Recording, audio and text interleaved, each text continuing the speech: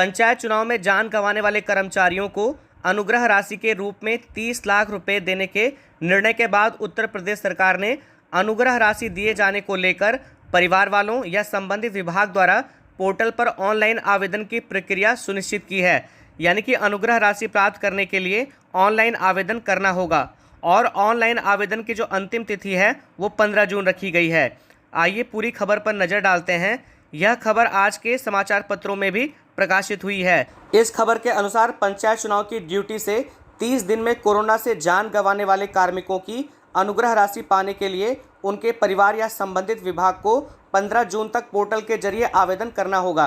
देखिए, सरकार ने निर्णय लिया है कि ऐसे कर्मचारी जिनकी पंचायत चुनाव के दौरान मृत्यु हुई है, उनमें से ऐसे कर्मचारियों के परिवार वालों को अनुग्रह राशि दी जाएगी जिनकी चुनाव संबंधी ड्यूटी से लेकर 30 दिन तक के दौरान मृत्यु हुई हो। ऐसे कर्मचारियों के परिवार वालों या संबंधित विभाग द्वारा 15 जून तक ऑनलाइन आवेदन करना होगा। इस खबर में आगे लिखा गया कि जिलाधिकारियों को आवेदनों की 22 जून तक जांच कर शासन को संस्तुति भेजनी होगी। यानी कि जितने भी आवेदन हुए हैं जिलाधिकारी उसकी जांच करेंगे और 22 जून तक शासन को संस्तुति भेजेंगे। आवेदन करने में किसी तरह की कमी के चलते कोई भी पात्र अनुग्रह राशि पाने से रह न जाए, इसके लिए पंचायती राज विभाग ने मंडलवार अधिकारी तैनात किए हैं। आवेदन की कमियों को देखकर संबंधित अधिकारी उसे आवेदक से बात करके ठीक करवाएंगे।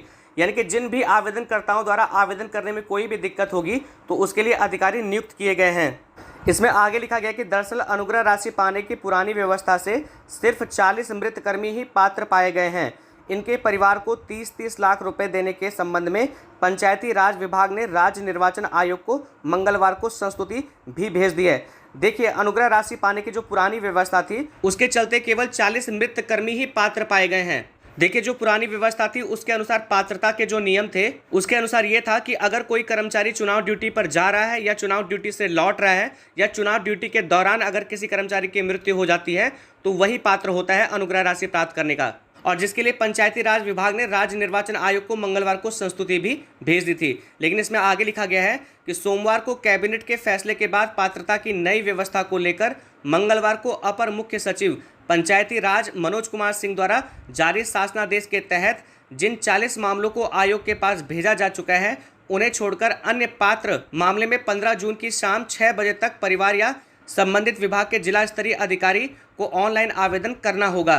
लेकिन बाद में सरकार के निर्णय के बाद जब नया शासनादेश आया जिसमें अपर मुख्य सचिव पंचायती राज मनोज कुमार सिंह जी ने यह आदेश या यही शासनादेश जारी किया कि जिन 40 मृत कर्मचारियों की संस्तुति प्राप्त हो चुकी है उसके अलावा शासनादेश के अनुसार ऐसे कर्मचारी जिनकी मृत्यु चुनाव ड्यूटी से लेकर 30 दिन तक के दौरान हुई है उनके परिवार वालों को या संबंधित विभाग वालों को अनुग्रह राशि प्राप्त करने के लिए 15 जून शाम 6 बजे तक ऑनलाइन आवेदन करना होगा। अब इसमें आगे आवेदन करने की प्रक्रिया बताई गई है कि आवेदन के साथ मृत कर्मी के चुनाव ड्यूटी का आदेश यानी कि चुनाव ड्यूटी का आदेश लगाना होगा।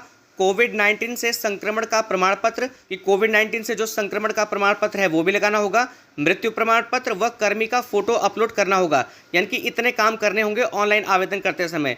जिलाधिकारियों को ऐसे हर एक आवेदन की जांच कराकर 22 जून तक अपनी संस्तुति पोर्टल के जरिए शासन को भेजनी होगी। उसके बाद जो जिलाधिकारी होंगे वो सभी आवेदनों की जांच करेंगे और 22 जून तक अपनी जो संस्तुति है वो शासन को भेजेंगे। इसमें आगे लिखा गया है कि शासनादेश के मुताबिक पंचायती राज निदेशालय में सभी आवेदनों की कमियों को देखकर सही करने के लिए मंडलवार अधिकारी तैनात किए गए हैं, क्योंकि अभी उतने ज़्यादा आवेदन नहीं हुए हैं जितनी संख्या अलग अलग विभाग ने अपने मृत कर्मचारियों की दी थी।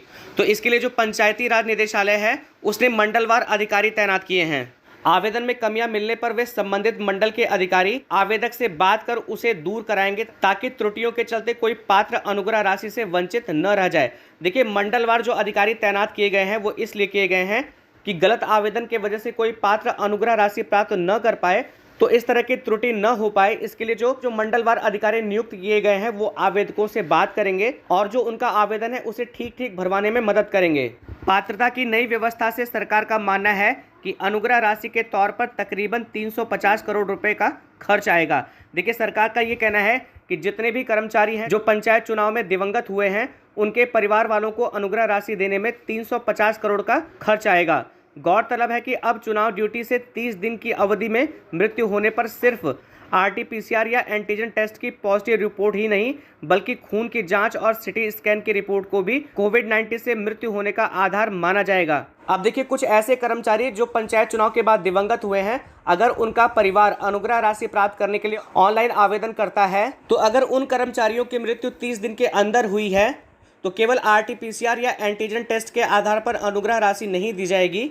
उसके लिए जो खून की जांच और सिटी स्कैन की रिपोर्ट होगी उसे भी कोविड-19 से मृत्यु का आधार माना जाएगा।